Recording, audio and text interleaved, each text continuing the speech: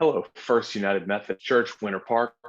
For our devotional time together today, we're going to look back to the passage that Pastor David preached from this past Sunday, the first half of Galatians 5.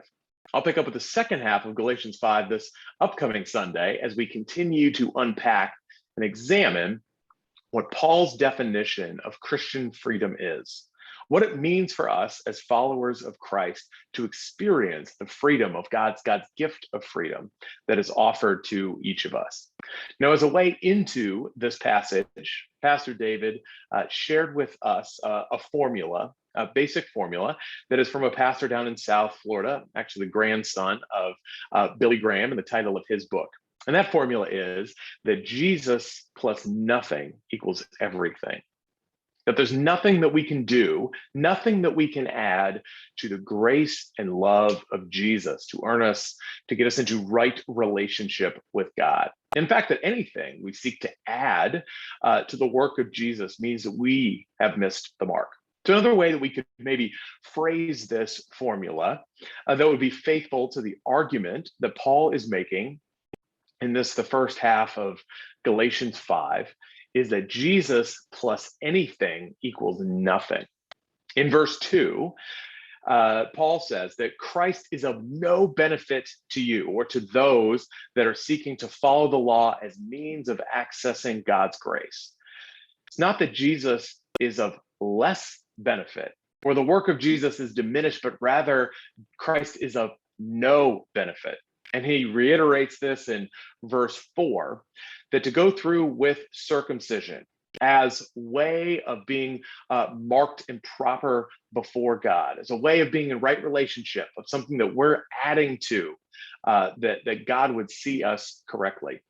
That Paul says that we actually, or they actually, the church here in Galatia, would cut themselves off from Christ. Paul's saying it's not like taking the scenic route to God's grace by trying to go through all these acts in the law, or that we've just taken the long way around the barn to a flourishing relationship with God, but rather we've missed the path entirely. It is entirely the opposite and wrong direction.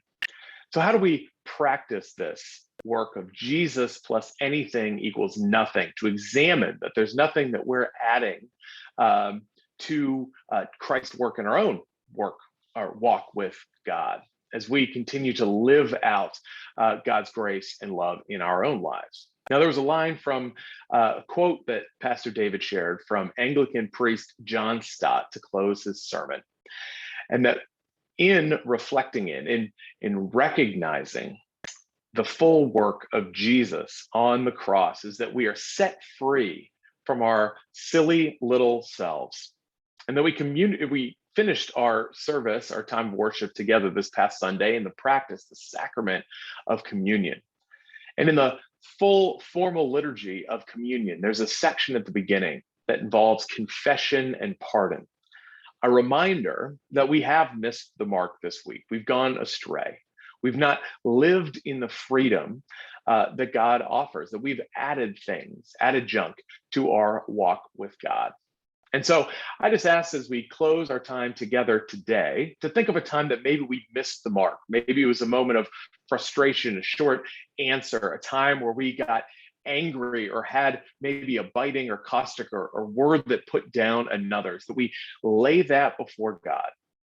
We say, God, I recognize that I've missed the mark, and that we receive again God's never-ending grace. You are loved. Go in peace. God bless.